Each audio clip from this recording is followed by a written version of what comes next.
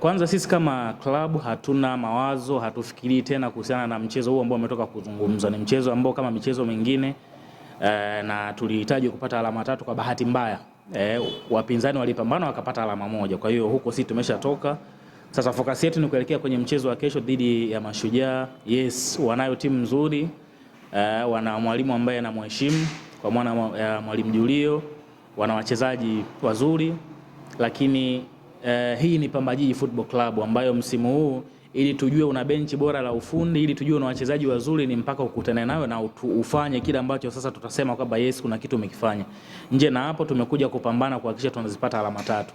Haitakuwa rahisi, tunafahamu kwa mazingira na aina ya mechi zetu sisi na Mashujaa ambao watu kicheza, historia na vitu vingine kama hivyo. Kwa hao yote sisi tunayajua, tunayatambua.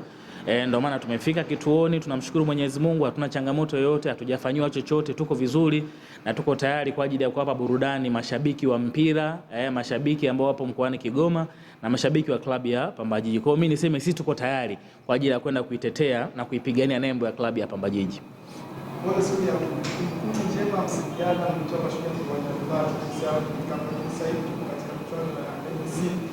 Na ni watu wakitarajia ni miongoni mwa viwanja vigumu sana Mashujaa katika kiwanja chake alipoteza mchezo wote.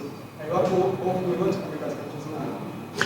Hii ni Pamba Jiji Football Club ambayo kwenye hizi timu nyingine zote hizi, nenda kafanya research, hamna timu ambayo ukiacha Simba, Yanga, Azam, then Singida, hakuna timu nyingine yote ambayo imetoa mchezaji kwenda national team.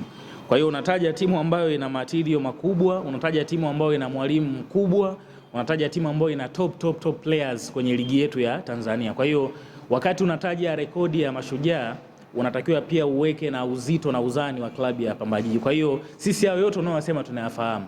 Ndio maana tuko hapa, tumekuja kupambana ili hicho ambacho sasa tunakisema aidha baada ya mechi ndio tutakijua kwamba kipo ama hakipo. Ila kwa sasa hizi kilichotuleta sisi ni kupambana na kuchukua alama tatu. Huku Kigoma kuna muda mrefu hawajaona wachezaji wakubwa. Muda mrefu sana Kigoma. Kwa hiyo wajiandae sasa wakamuone Kevin Nation Naftali, na swali lenu limekuwa ni hilo, na hapa naomba niliweke sawa sawa. Naona baraza amewadanganya hapa, amewapepesa sijui Kevin Nation sijui nini. Kevin Nation Naftali, mkata umeme wa nchi, ni mchezaji wa klabu ya Pamba Jiji. Swala la yeye kucheza ama kutokucheza linabaki kuwa la Mwalimu Francis Baraza. Lakini kiufupi Kevin Nation yuko sawa sawa, yuko vizuri, na inawezekana pia hata kesho kama ambavyo mechi iliyopita ya kucheza asicheze vile vile, kwa sababu bado mwenye mamlaka na maamuzi anabaki kuwa Francis Baraza ambaye ndiye kocha wetu, na tuna wachezaji wengi kuliko Kevin Nation, na ndio maana mechi zingine tumecheza akiwa hayupo na bado tumeendelea kufanya vizuri. Tumecheza mechi dhidi ya Namungo Football Club, Kevin Nation Naftali hakuwepo, alikuwa na kadi 3 za njano. Tumecheza mechi dhidi ya Simba Sport, Kevin Nation hakuwepo, tumepata alama moja. Ni mchezaji mzuri, ana quality, na hakuna timu ambayo haitamani kuwa na Kevin Nation. Ila kwenye timu yetu wako wachezaji wengi wazuri karibu ya Kevin Nation ama zaidi ya Kevin Nation. Kwa hiyo tuendelee kumuombea vizuri, amke salama. Kucheza ama kutokucheza, msimamo ni ule ule, linabaki kuwa ni swala la mwalimu. Lakini as long as yupo, amesafiri kutoka Mwanza kuja Kigoma, lolote linaweza likatokea. Kwa tukutane Lake Tanganyika. Mitaa mingi hasa mfano Kigoma na kuzungumza kwamba Pamba Jiji ilikuwa ni njia ya Mashujaa kupata ligi kwenye playoff ambayo mlicheza. Kwa hiyo kuelekea mchezo wa kesho ananiamini kwa 100% kwamba watu wanaweza. Mimi nataka ni washauri kitu kimoja, na sio nyie tu, hata watu wengine. Jambo lolote la kikazi ama la kitaalamu, ukiingiza tu hisia hautalifanya vizuri. Jambo lolote ukiingiza hisia hautalifanya vizuri. Sijui kama unanielewa. Sasa kama wewe ni mwandishi, ulikuwepo, unakumbuka hiyo playoff ilivyokuwa, kama unakumbuka na uko mkweli, mazingira yake na kila kitu, si ndio? Kama wewe ni mkweli, tulikuja mwaka jana hapa kwenye mechi tulipoteza magoli 2-0.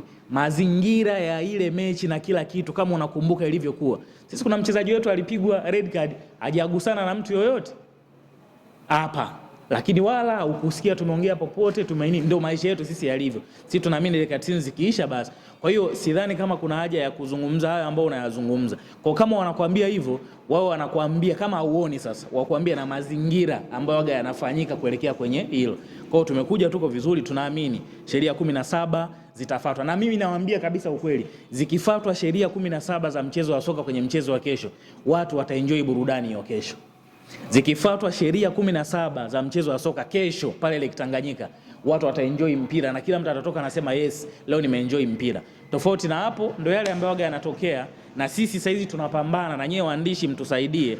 Tunatamani saizi mechi inavyoisha tuzungumze yale ya dakika 90 ya kimbinu, ya kiufundi, lakini sio mechi imeisha tunaanza kuwaza sijui huyu alifanya hivi, sijui nilienda nikafanya hivi. Kwa hiyo tupambaneni kwa pamoja, tuzungumze lugha moja, tuwe tunajadili mambo ya dakika 90 ya kiufundi na mbinu, kuliko kujadili vitu ambavyo sasa hivi sio avileti taswira nzuri. Ligi watu wanapambana, imefika kwenye nafasi mpaka 5, lakini kila mechi kiisha, badala tujadili kwamba labda sijui Samuel Onditi sijui amepiga pasi ngapi, sijui labda sijui Ulomi amefanya nani, sijui nani kafanya hivi, tunajadili vitu ambavyo sio vya kimpira. Kwa hiyo ni kaeneo ambako na sisi waandishi wa habari na watu wengine ambao tunashiriki, tunahusika na ligi, tujaribu kupambana ligi yetu tuitangaze kwenye mtizamo chanya, na wote ambao tuko kwenye hii field ya hii ligi tupambane haya mambo ambayo sio ya msingi kwenye mpira wetu tuyaondoe, ili tujadili dakika 90 za kiufundi. Mimi niwashukuruni sana jamani. Ndio. Salamu Steve Ndorogo, maana hajatokea. Ligi hii na wasemaji wa mpira wachache sana. Kwa hiyo sidhani kama ni sahihi mimi kuanza kumpa salamu mtu ambaye hayupo hapa.